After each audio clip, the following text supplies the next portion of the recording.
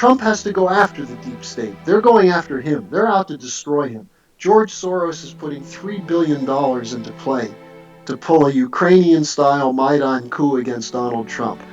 Barack Obama is one of the people running this from 2 miles from the White House. Hey friends, before we start, just a quick note about the wiretapping scandal that broke on Saturday. I had this conversation with Harley on Friday, and as usual, Harley is directly over the target, citing the 3 things Trump needs to do to slay the deep state. The day after he and I spoke, Donald Trump tweeted out, "Terrible, I just found out that Obama had my wires tapped in Trump Tower just before the victory. Nothing found. This is McCarthyism. It's also illegal." And if it's proven true, it should shine light on the Soros-Clinton-Obama deep state apparatus that's being set up in the attempt to topple Trump. Trump is apparently extremely angry about all of this, and according to Chris Ruddy at Newsmax, he says, "I spoke with the president twice yesterday about the wiretap story, and I haven't seen him this pissed off in a long time. When I mentioned Obama's denials about the wiretaps, he shot back, 'This will be investigated. It will all come out. I will be proven right.'" We'll stay on top of this story. Here's Harley. Hey friends, thanks so much for tuning in. I have a very important update for you. My friend Harley Schlanger from LaRouche is back on the line, and we've been having some problems already out of the gate today. The calls are dropping. It's absolutely no surprise to those who have been following what we're doing at SGT Report. We were taken down for more than 2 hours just the other night. Meanwhile, Mike Adams had his entire site taken down by Google. Fortunately, he's back up. Google reinstated Natural News, which is fantastic. Other folks in our camp are being banned from Twitter. This is all getting so old. But welcome. It's great to have you back. Oh, it's good to be back with you, Sean. And, maybe I have an advantage now of the distance of the being on another continent, but I'm actually very optimistic because, as you say, it's old, but people are beginning to see through it. The election was a turning point. Brexit was a turning point. People are not simply sitting back and saying you can't do anything. We're watching a president who's at war with the deep state apparatus. And I think even though he may not do everything we want, and there are a lot of things that still have to be done, there are a few simple steps he could take that would destroy this apparatus, the Bush, Obama, Clinton machine, the globalists who have controlled the U.S. For so many years. And I think what's necessary now is for people to pick out the strategic weaknesses of the enemy and crush them on the basis of those weaknesses. Yeah, I agree. Now, I'm not going to get into Pizzagate here. We don't have to talk about it, but I just want you to know that those of us that have been following this DC-centric pedo ring known as Pizzagate are now very aware. It's never been more obvious that the enemies who oppose us are ideologically bankrupt. They are morally bankrupt. We saw what they tried to do when Trump was running for president by demonizing him wherever and whenever they could. And I'm talking about the Mockingbird mainstream media here. But now we see the same exact playbook being rolled out against Marine Le Pen. Now, as we're having this conversation today, and I wrote a note here before I called you, Harley, when you can't beat them, cheat. That's their playbook. Because look, the headlines today as we're having this conversation is Marine Le Pen loses EU Parliament immunity over tweets. Marine Le Pen loses immunity over violent ISIS images, says CNN. Anyway, they're going to demonize Marine Le Pen, who wants to cap immigration to 10,000 people per year and ditch the euro and have a little bit of sovereignty for the French people. Boy, she's a bad lady, isn't she? Well, this is the direction of the world right now. A return to sovereignty, a return to economic nationalism. Let's call it what it is. It's economic nationalism. This is how our country became strong in the first place. I was very impressed that Trump ended up quoting Abraham Lincoln in his speech the other night, because this is what we're talking about. You don't allow a bunch of swindlers who are corrupt to take over the instruments of power in a nation, the ability to print your money and the ability to run your government. That's what's destroyed the country. And thankfully, we had someone who stood up and said, I'm not going to put up with this. Now, you have the same thing going on in Europe. And, the political situation is a little different in Europe, but you have the same immorality and corruption at the top. And people are now starting to raise the question of why should we tolerate this? So, that's why I say there are a couple of things that Trump has to go after the deep state. They're going after him. They're out to destroy him. George Soros is putting $3 billion into play to pull a Ukrainian-style Maidan coup against Donald Trump. Barack Obama is one of the people running this from 2 miles from the White House. You've got the former CIA director Brennan, Clapper, the former director of national intelligence, the FBI, the corrupt networks of the CIA. They're all out to destroy Trump. They're wiretapping the president's people, like Flynn. What was Flynn's crime? You're talking about Marine Le Pen. What did Flynn do? Flynn came out and exposed the fact that Hillary Clinton and Barack Obama were using the destroyed Libya as a transshipment point to bring arms through Turkey into ISIS and Al Qaeda. Flynn exposed that and he was fired. You know who fired him? James Clapper, the liar. So, this is a corrupt, immoral establishment. And if you get these stories on Pizzagate and these other things, there should be no surprise. These guys have no use for human beings except as sex slaves and toys. Yeah. Well, that's how they feel about all of us. We're human Yeah. resources to them. We're expendable. We're worse than expendable. We're paper to be flittered away. They're psychopaths. And I think it was General Flynn's son who actually had the courage to tweet a little bit about the D.C. pedo ring. And of course, the enemies of humanity, like CNN and others, then targeted Flynn's son. And, let's just take a listen to this hit piece on Marine Le Pen from CNN. And let's just see, guys, if this doesn't sound a little bit like the same crap that they were saying about Donald Trump. Now, I'll just say that this is 27 seconds into this hit piece, which started by saying Le Pen took over from her father, aiming to clean up the party's racist and anti-Semitic image. Listen to this. Yet despite that, immigration remains central to Marine Le Pen's program. She wants it capped to no more than 10,000 people per year. Oh, how insane. She wants their access to public services limited. She also favors ditching the euro in favor of the franc and would hold a referendum on Europe if elected. Finally, there are the protectionist economic policies that she would introduce in order to boost France's economy. Internationally, Marine Le Pen is in favor of closer ties with Vladimir Putin. Oh, that's so terrible. Hardly she wants to have closer ties with Vladimir Putin. She must be stopped. Here's the funny thing, and this is where you have to use irony as a weapon against these guys. Here was Hillary Clinton saying that she wanted to set up safe zones in Syria where we would be shooting at Russian planes. Right. She calls Putin a Hitler. She and Obama were in favor of massive troop deployments to the Russian border. And then Trump says, why don't we talk to Putin? And the press says this proves that Putin is sexually blackmailing Trump. The irony here, and Sean, I participate in across the political spectrum. I talk to people on left-wing blogs, and I was trying to get the Bernie Sanders people to recognize that instead of Hillary, they should be supporting Trump. What's interesting to me is most of them stayed with Hillary. And now these are people who 5 years ago would have been vilely attacking the CIA and the police state. Now they're cheering it on. So you see how things have shifted by the election of Trump. And the same thing's happening in Europe. Renzi was dumped by the Italian people because Renzi was saying we have to stick with the EU and we have to make our country more compatible with the ruling processes of the EU. And the Italians basically said, go away, we don't want it. So in Italy, there's a movement now which calls themselves the Trumpistas, and their slogan is Make Italy Great. And I was meeting with some of them in Brussels, and I said, why don't you call it Make Italy Great again? And they said, because we've never been great. When we were great, we were city-states. We've never been a great nation. That's what they've been trying to stop.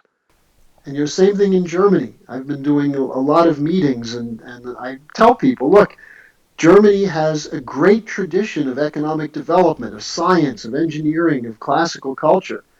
And you allow yourself to be defined by the 12 years of Hitler, when in fact Hitler was a product of the same Eastern liberal establishment that's out to destroy your country again. That's right.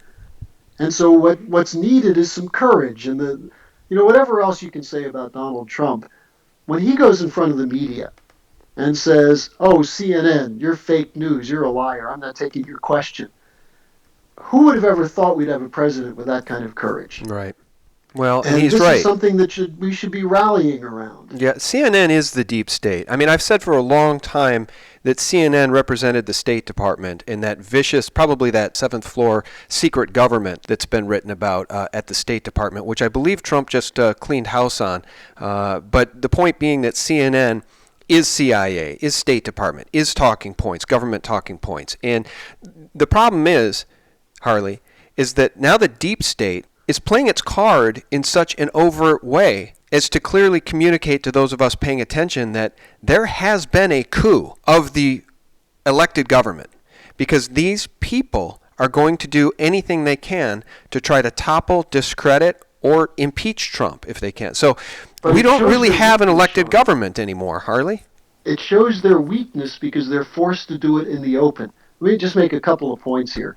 Most people don't know this, but the owner of the Washington Post, which is getting all these leaks from the CIA, is Bezos of Amazon. Right. Amazon just got a $600 million contract from the CIA CIA. to Yeah, develop their cloud computing. we've talked about it. I know.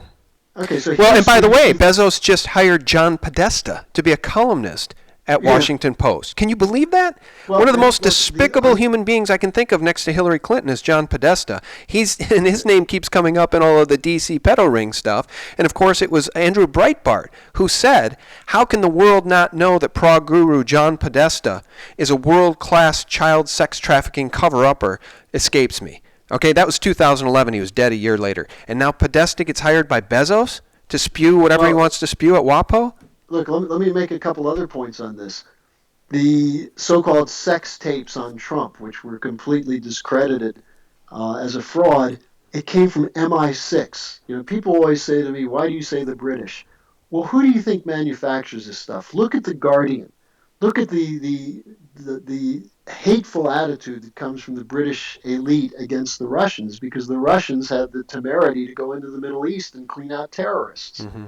So, I think the deep state is being forced to come out into the open, and Trump is drawing them out. Now, a couple of other things. If you had Flynn, and Flynn may be out of the office, but he's not out of the picture. Flynn putting together the picture on the Obama Clinton funding and support for ISIS and Al Qaeda. Mm-hmm.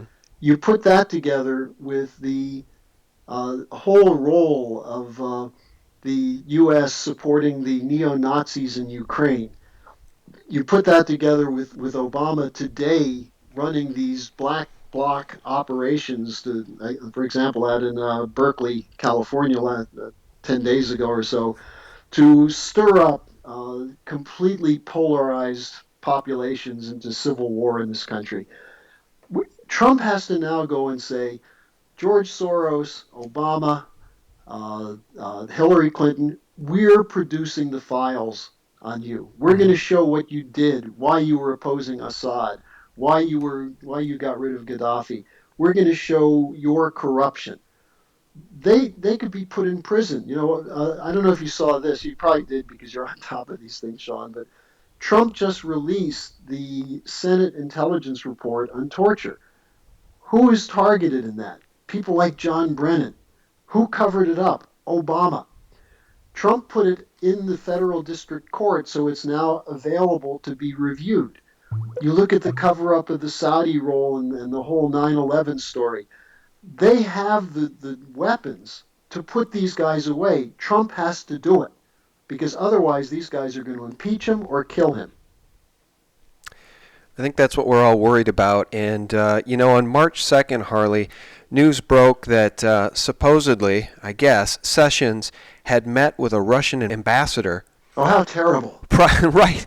But now the mainstream media is going to blow it up into some sort of huge scandal. And now Nancy Pelosi is calling for the resignation of Jeff Sessions. So this stuff is never going to end unless Trump starts making arrests. And I don't know how he does. How does he make arrests if he can't even get his AG into office? Well, his AG is in office. No, I know, but now they want him out. He's been there a week. But you see, Trump has something that other presidents haven't done. In fact, the last president who really did what Trump is doing was when FDR did the fireside chats. I don't know if you saw Trump's rally in Melbourne, Florida a week and a half ago, but it was very powerful. Yeah. He's going directly to the American people with Twitter, with rallies, and he's got to keep doing that. Now, the three things I think he has to do: one is he has to directly name these deep state guys and go after them, and say, look, the reason they're going after me is because I don't want us to have a nuclear war with Russia. I don't want us to be aiding and supporting terrorists. So he's got that. He has as a weapon.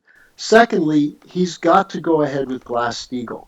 And this means he's going to have to overturn some of the people inside his cabinet, the Soros mole, Mnuchin, and some others.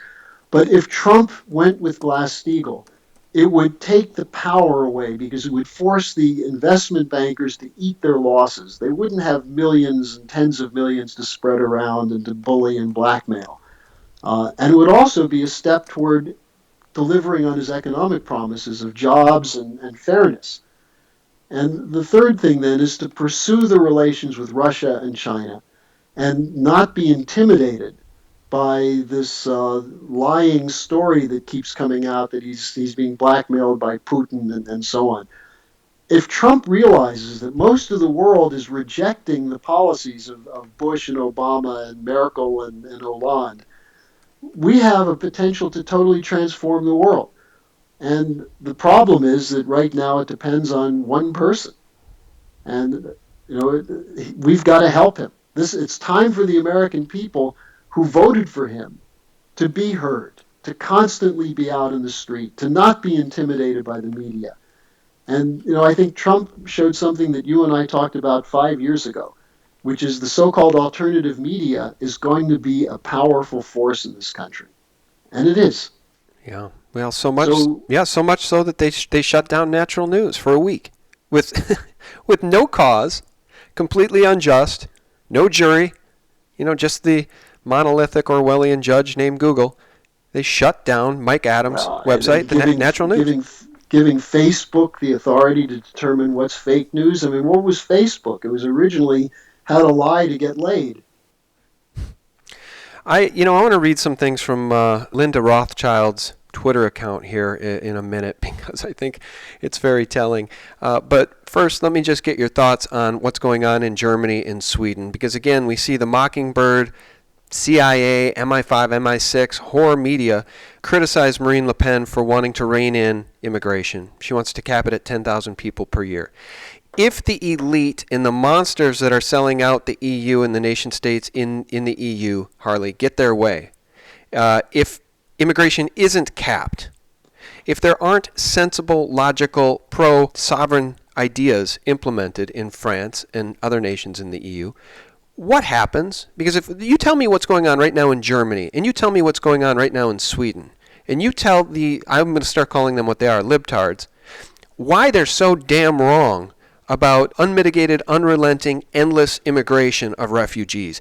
Is it the contrived clash of civilizations that's been so long predicted? In the minute that someone comes out and says, we need common sense policies, that person, in this case Marine Le Pen, is completely demonized by the media. So what happens if this continues the way it's going now? You're right about that, but let me tell you what I think is the key to this. And I see the same news reports that you see from Sweden, and obviously there's something going on there. I can tell you in Germany, the chaos that was here at the beginning of this year has somewhat abated. And one of the things that's happening is the German police are starting to go after the Saudi mosques. And, a lot of the terrorists in Europe are actually not refugees. The refugees bring other problems, including costs and just not being able to assimilate. But you've got second generation people who are the ones driving trucks into crowds and shooting up nightclubs and things of that sort.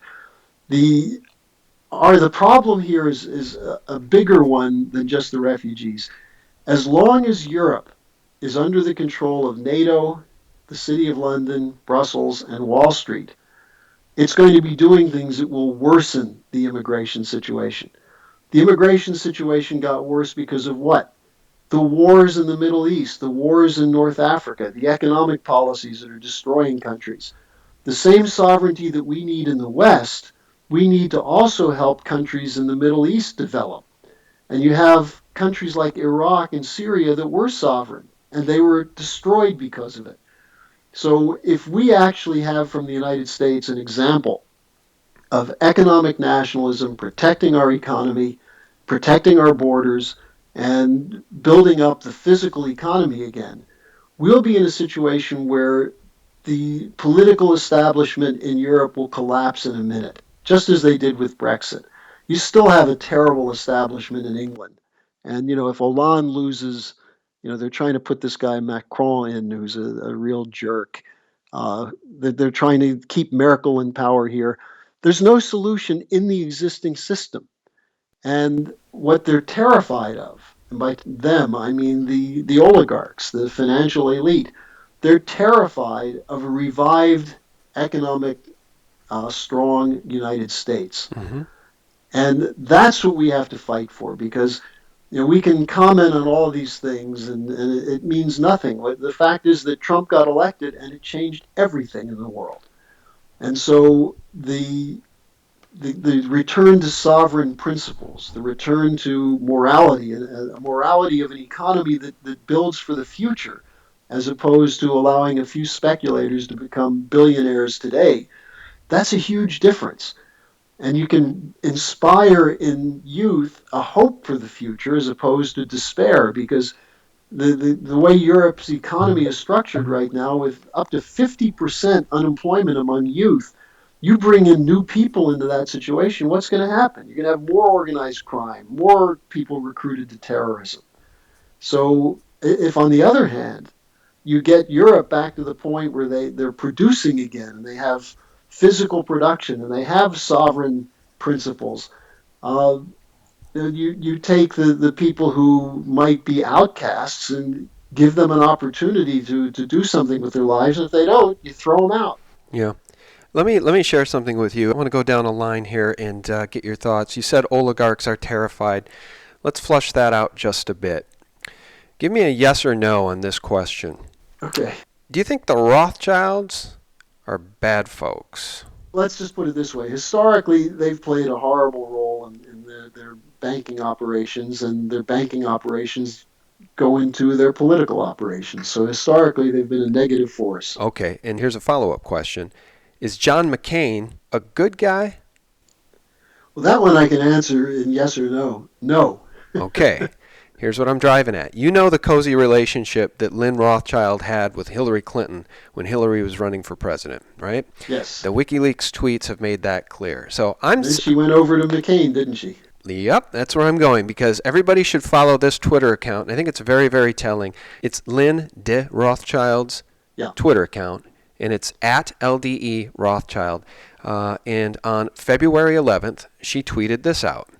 Call and write the heroic Senator John McCain to thank him for his service. Real Donald Trump is a small, scared scion next to Senator John McCain. She got 8 likes and 4 retweets. So that'll tell you the power of the Rothschilds on Twitter. Not so powerful. I mean, Mike Cernovich can tweet something out and get, 4,000 or 5,000 retweets. She got 4 retweets and 8 likes. So I think these oligarchs that are terrified that you are talking about certainly include Lynn and her husband, Evelyn Rothschild.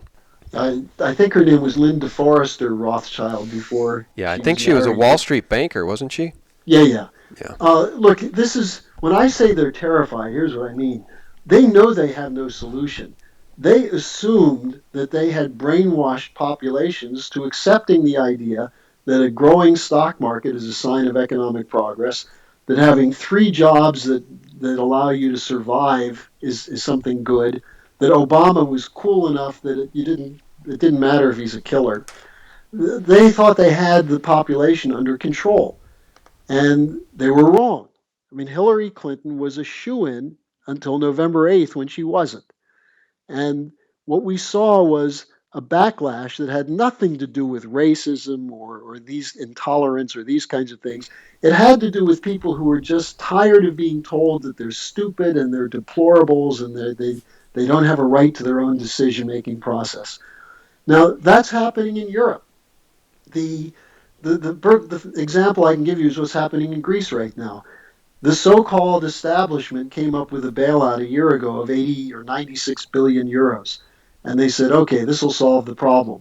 Now, at the same time, they said they knew that they had to make the new loan because Greece couldn't pay back the old loan.